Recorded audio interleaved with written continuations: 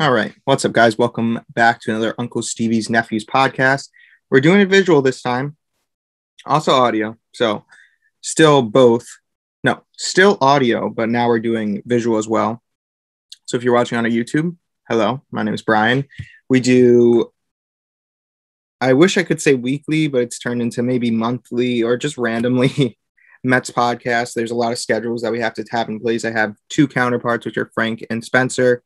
We have a lot of different schedules, so we just try to figure out when we can do something. And this week, also specifically today, there's been a lot of Mets news, so I figured we got to do a podcast or something. So obviously today, if you've been following Mets news, Carlos Carrasco has a strained hamstring, which is more like a teared hamstring. We don't know if it's partially teared or not partially teared. It seems like it's partially teared because the timeline is 6 to 8 weeks, which isn't as bad as I thought it was going to be, which I'm definitely happy about for sure, because Carlos Carrasco is going to be a huge part of our rotation, and hopefully he's not out longer for 6 to 8 weeks. And the thing with hamstring injuries, they can linger, and I'm hoping they take the right steps to make it not linger. And hopefully this doesn't take too long. But before I get into all this, let's just lay out what I'm going to talk about. I'm going to talk about Carlos Carrasco, obviously. That'll be the first thing I talk about. I'm going to talk about JD Davis versus Luis Guillorme, the Francisco Lindor contract, extension talks, whatever it really is. And we'll go from there. So first off, Carlos Carrasco, I already started getting into it, but there's a few things I want to hit on. First off, the impact on the Mets. I don't think that has to be analyzed too much. It's obviously going to have a big impact on the rotation. Carlos Carrasco was slotted right now to probably be their number 2 starter, with Noah Syndergaard coming back in late May, early June, sometime around there. And he would have slotted it into their number 3 hole. And that would have made their rotation so good. Elite, really. Marcus Stroman hinted at it today. It's like devastating, this news about the injury, because their rotation, if you looked at what it would be in June, amazing. I don't want to say better than what it was in 2015, because some of those players just played outstanding that year, but they would have had a very good rotation, and they have amazing depth. Sorry, I'm also watching the Knicks game. I should really be focusing on this, but I'm a Knicks fan, and I'm watching Obi Toppin right now. And listen, I'm not thrilled with what Obi Toppin has done this year, but this is a Mets podcast. It's definitely not good that Carlos Carrasco had an injury before the season even started, and it sucks that it was just like warm-up drills, like running. That's not what pitchers are meant to do, and obviously, yeah, they got to warm up and stuff, but it's just so annoying. The Magic are making a comeback. This will be like a Mets Knicks podcast. But, I mean, the fact that he had to take a couple of days off because of soreness, which is fine. He's gone through that a lot in his career. But then that's not even what takes him out. It's the hamstring, and hamstrings are so difficult to deal with. We saw with Cespedes, his hamstring just never went away, the hamstring problem. And I'm hoping it's different with the pitcher. It probably also depends which leg it's on. I don't know if it's the leg that he pushes off of. I don't also know if that affects it. I'm not like into all the medical stuff, so I'm not entirely sure, but it's definitely not good. And sorry, let's watch this possession. Alec Burks dribbling, passes it to RJ Barrett. RJ Barrett goes in and gets blocked.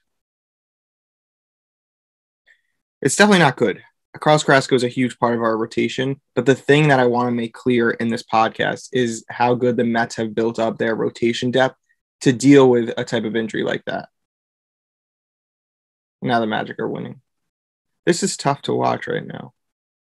Good thing it's commercial, so I can actually talk better now. So it's not as it's an injury that sucks for sure, and the fact that they haven't even started the season and he's already injured, that's disappointing in and of itself. I was so excited to watch Carlos Carrasco and him being a part of the Francisco Lindor trade, and just like basically being a throw-in. It was awesome to see, and I was really excited to watch what he would become, or be, because he's already an older player, so he's become something already. But the Mets have the players to deal with an injury like this, and luckily for them, the players that they have proven pretty well in spring training. Jordan Yamamoto, I think, has like a 1.08 ERA. Joey Lucchesi looks really good. And the fact that Corey Oswalt isn't the first person that the Mets had to look to when they get an injury like this, he's like their fourth now. That's great that we don't have to just throw in Corey Oswalt and him being the next one. And looking at this now, how big is the Taijuan Walker signing? If they didn't sign Taijuan Walker, this would be a much bigger deal. And that just goes into the rotation depth. And that's huge for the Mets. And there's no real easy way to look at this without saying it's just not good, right? I mean, there's always got to be a bright side to something, and it's hard to make the bright side of this really come about. And the only thing that I can say, there's a couple of things that I've been thinking of that could be bright sides. First off, you get to look at these pitchers that the Mets had signed this offseason, and maybe there's one that's like a big stud. Joey Lucchesi is a young player. Maybe he turns into something. You have David Peterson, obviously going to be in the rotation now. You get to watch him more often. And Jordan Yamamoto. I mean, these are players that could prove something for the Mets, and they could prove to be big parts of the Mets this season and years to come, or even a part of a trade package that maybe gets them Chris Bryant or something like that. Now there's opportunity for people to show up and prove that they're solid pitchers and could be impactful for sure. And then the other way to look at it is this one's like kind of hard to put out there because basically, if I'll just be clear and upfront with what I'm going to say is if the Mets start off really good and they don't have Noah Syndergaard and they don't have Carlos Carrasco, that May-June area is going to be like two huge trades that the Mets make at the deadlines. If you think about it, they're going to get back Noah Syndergaard, they're going to get back Carlos Carrasco. If you want to play it that way, like that's like hoping that the Mets can sustain success without some of these key players for them. But if they can sustain success, how good is it going to be when Noah Syndergaard and Carlos Carrasco come back? Whatever problems that they're having pitching wise, those are going to be fixed with them coming back. And that's going to be really fun to watch if that happens. And that does happen a lot with trades. It seems like not trades with injuries, like players leave and teams figure out how to win without them. And then they come back and they're even better, which is something that I'm looking forward to. Hopefully Knicks are back on. Alec Burks has the ball, passes it to RJ Barrett, almost dribbles out of bounds, takes it in. He could have shot that. Reggie Bullock, please make that. That's no bueno. He missed it. Alec Burks. Reggie Bullock has another opportunity, and he makes it. That's huge. They're back up by 2. But yeah, there's not much more I can say about the Carlos Carrasco situation. I think some of the biggest takeaways is, 1, it sucks for sure, but the Mets have done their due diligence to be able to sustain success without key pitchers. 2, the hamstring injury, that's probably one of the parts of the body that I'm not really happy that he got injured because hamstring injuries just seem to linger. I don't know if it's different for pitchers, but I know for position players, it just lingers and lingers and lingers unless you give them enough time to be able to come back. And I don't know if 6 to 8 weeks is enough time. We'll have to see. Let's see. Alec Burks takes the ball. He makes it. All right, we're up by 5. That was a big turnaround. Okay, so that's all I really have to say about Carlos Carrasco. Sorry if that wasn't clear. Close Knicks game. Maybe this wasn't the best time to start recording, but next thing I want to talk about is JD Davis versus Luis Guillorme. That's totally shifting. Maybe I should talk about Francisco Lindor because that's more on people's minds and also kind of similar to Carlos Carrasco. So I was talking to my brother about this. We were taking a walk and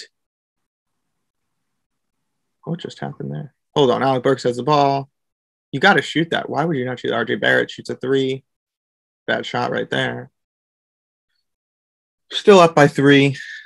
Aaron Gordon takes the ball in, shoves Taj Gibson out of the way. That was bad defense. Now the Knicks are only up by 1. Julius Randle dribbling up the court. Told you, Knicks Mets podcast right here. Pass to Reggie Bullock. Reggie Bullock dribbling. Julius Randle gets the ball back. Shoots it. He missed. Sorry. Francisco Lindor. I'm going to try and get out my statements. I am not paying attention well to this, but I just need there to be timeout. Oh, damn. Magic made a 3. They're up by 2. All right, so I figured out what I'm going to do. Every time there's a commercial, I'm going to talk. So I want to talk about Francisco Lindor and the contract situation. I was having a conversation with my brother. I think I already said this. we were talking about Carlos Carrasco injury and Francisco Lindor was all part of the same conversation. And basically what we were saying is the Carlos Carrasco injury, everyone's like saying, oh, LOL Mets, this is what's going to happen. And it's different this year. What would have happened in previous years, Carlos Carrasco would have been the big deal that the Mets got this offseason, would have probably been the only one or maybe a few other small moves. But the Mets have done a lot this offseason, and they've put themselves in a place where they can make up for Carlos Carrasco injury. Going off of that is Francisco Lindor and the Francisco Lindor trade. And that's mainly what this is going to be focused on. If the Mets can get this deal done with Francisco Lindor, have an extension, this offseason, whatever happens with Carlos Carrasco, it's an A for me across the board. Francisco Lindor is an all-time talent, changes your team for the next decade. If the Mets can get that done, LOL Mets goes away. There's no more of that because the Mets are willing to spend money. And yeah, all the rumors were saying the Mets were going and pushing in money for these types of deals to get a player like Trevor Bauer, to get George Springer. They were willing to spend the money, but nothing ever happened of it. And essentially it is just rumors. But to get physically for it to happen, that's what's going to change everything. And if they can get that deal done with Francisco Lindor, yes, the Carlos Carrasco injury sucks.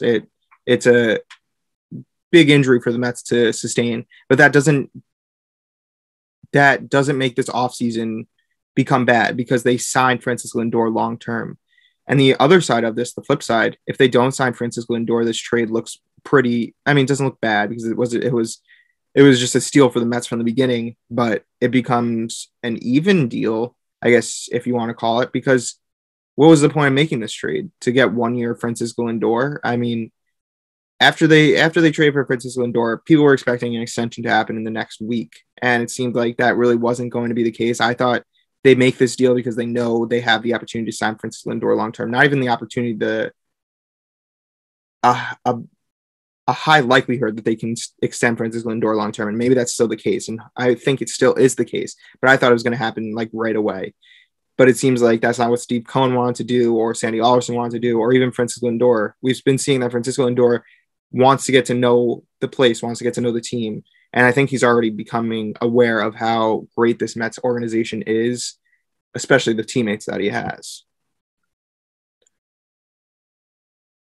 And basically what I'm trying to get out of this is the Mets need to extend this guy. If they don't extend him, the trade really essentially doesn't make sense. You're banking on the fact that you can sign one of the big shortstops in the next offseason. Obviously, there are a lot of big shortstops in the next offseason. You're banking on that, but you gave up Andres Giménez and Matt Rosario, your two other shortstop talents, and specifically Andres Giménez, who has played really well for the Indians so far this spring training and had played well for the Mets. And that was like the big kicker for a lot of Mets fans, giving away Andres Giménez. But you look to the other side, Francisco Lindor is maybe the ceiling for Andres Giménez, and that's maybe. And it made so much sense because it seemed like Francisco Lindor was a lock to be signed long term. And it may still be that, and the Mets might just be taking some time to figure out a deal with the agent and want to take time to make sure he clicked with everyone. But with that being said, he's obviously clicking with everyone. He's a perfect fit for New York City. He's a perfect fit for the Mets and the culture that's being built in Citi Field with all the players who care so much about baseball. He just seems to be a part of that. And you can see that he cares a lot about baseball. And that's a huge plus for any player in an organization. I just want to try and make this as clear as possible. If the Mets don't sign Francisco Lindor long term, I'd probably give this offseason like a C. And I don't know if that's what Steve Cohen would. I mean, obviously he doesn't care about what I'm saying, but Steve Cohen, not to say he's gotten played this offseason, but he should be upset with how this offseason went because it seemed like players were using the Mets as a facilitator to get more money. George Springer, it seemed like happened. Trevor Bauer, I think for sure happened. To increase the price of these contracts that these players wanted. It seemed like the Mets were being used for that. And I don't think that's what Steve Cohen wanted to happen. And if you can take anything away from Steve Cohen and his hedge fund and everything like that, I mean, you have to think that he has some type of ego to him. Like, he doesn't want to be played and pushed around like that. And I hope that doesn't boil over to Francisco Lindor. Maybe Francisco Lindor wants more money and Steve Cohen's not willing to do that because he doesn't want to be pushed around. What I'm hoping more turns into is he was upset about what happened with Trevor Bauer. He's upset what happened with George Springer, and he wants to just have something with Francisco Lindor. And with that being said, Francisco Lindor isn't the type of player that you have to think about signing long-term. He's obviously going to get that type of deal. And I know Sandy Alderson is against long-term deals, and there's some fairness to that. A lot of long-term deals don't work out. But the thing that's happening in baseball is that's where everything's going.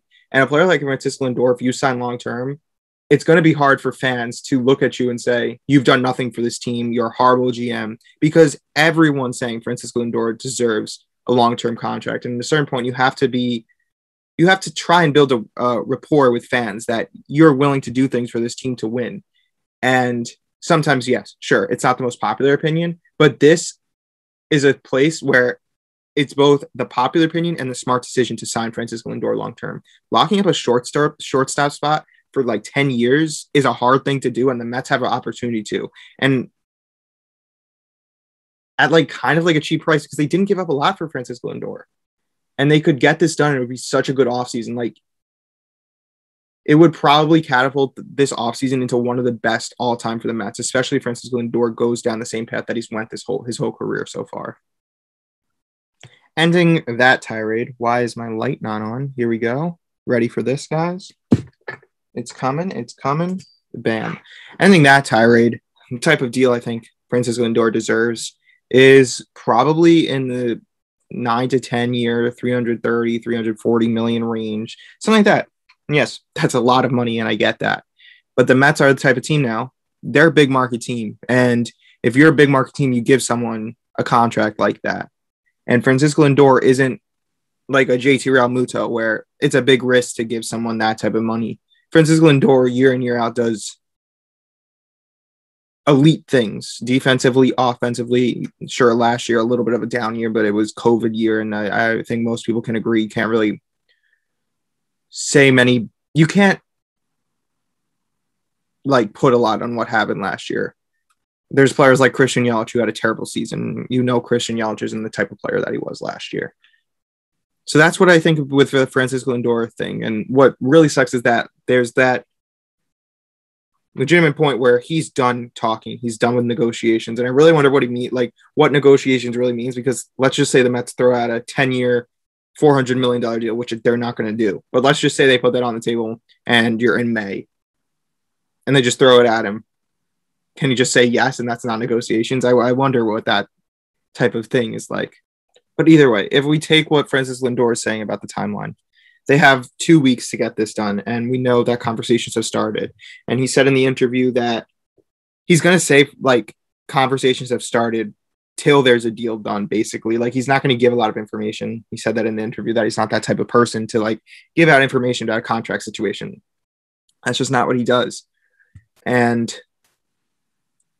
I guess we got to take it for his word that we're not going to get like a news rumor that says negotiations are almost done, or they've picked up. It's going to be a Fernando Tatis situation where it just comes at us, or even like the Francisco Lindor trade came out of nowhere. It's going to be something like that.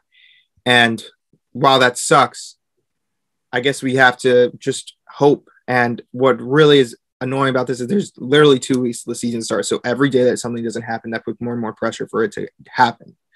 And another thing that I was talking to my brother about today is who has the leverage in this situation? Like, let's say you get to the last day of spring training or the last day before the first game of the season. Is it Steve Cohen who has the leverage and is willing and doesn't have to give Francisco Lindor as much money because he wants a long-term deal? Or is it Francisco Lindor that has the leverage and Steve Cohen wants to get something done and gives him the extra $10 million that he wants?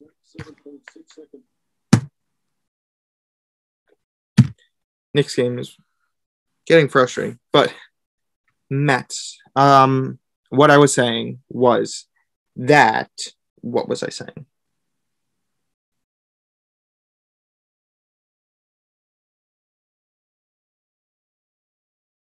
Can't remember what I was saying. It was a good point. Oh yeah, who has the leverage? Like, is it Francisco Lindor that has the leverage and is like, Steve Cohen has the money to give me this type of deal and I'm going to ask for more money? Or is it Steve Cohen that has the leverage? I mean, also adding to Francisco Lindor, Steve Cohen it got played a lot in this offseason and wants to get a deal done. So maybe that's in Francisco Lindor's mind. But also from Francisco Lindor's point, he wants a long-term deal. And the Mets would, at this probably point, would be willing to give him a long-term deal if he just took like $10 million less. Let's just say that's the scenario. Who has the leverage there? That would be an interesting little situation, and would be interesting to see.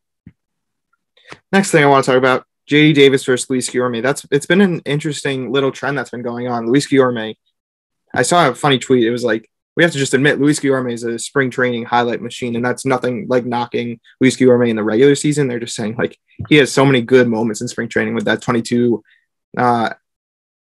pitch at bat. He had obviously the catch with his the catching the bat in 2 spring trainings ago, something like that. I mean, Luis Guillorme makes defensive plays after defensive plays, and it's kind of funny the situation that we're in because we have JD Davis at third base, who's known for his hitting, not his defense, and Luis Guillorme is known for his defense, not really his hitting. And it's kind of like a gray area between what their weaknesses are, because I think JD Davis has the potential to be average to okay at defense for the Mets.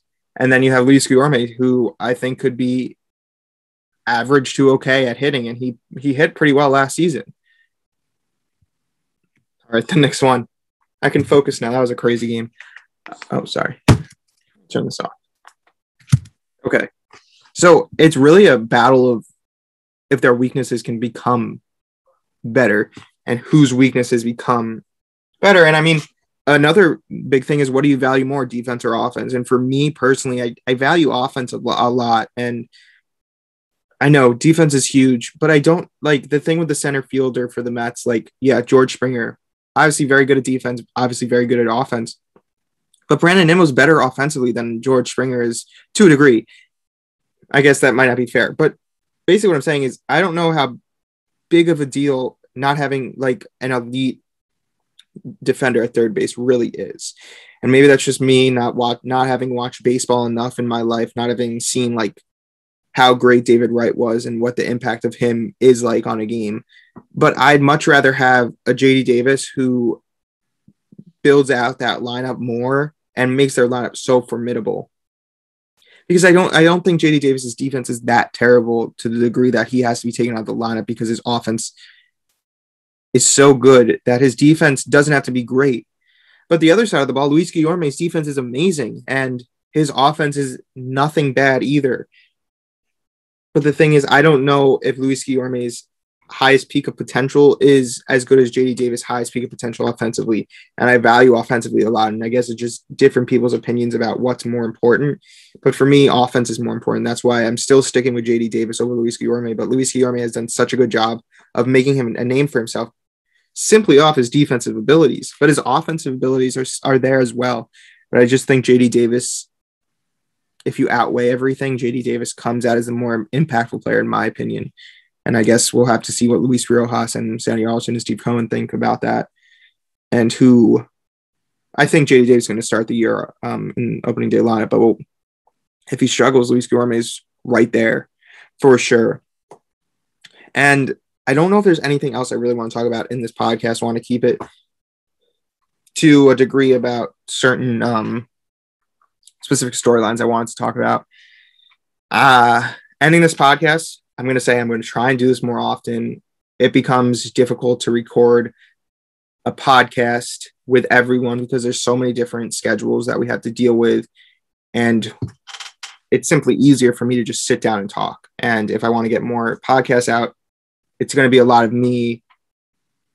And from time to time, Frank and Spencer will join me. So we'll have to see how the season goes. I'm hoping that once the season gets going, we can do a podcast every weekend. But once the season gets going, I have finals coming up, and obviously got to focus on that. So we'll have to see where it goes. But ending this podcast, Carlos Carrasco injury sucks. But the Mets have the ability to sustain success without Carlos Carrasco for the time being. Francisco Lindor contract situation needs to get done. If they get it done, one of the best all-time off seasons the Mets have had.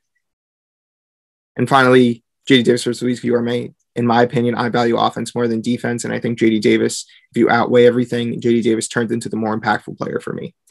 But that about wraps it up. Thanks for listening. If you're watching, thanks for watching. Help us get to 1,000 subs.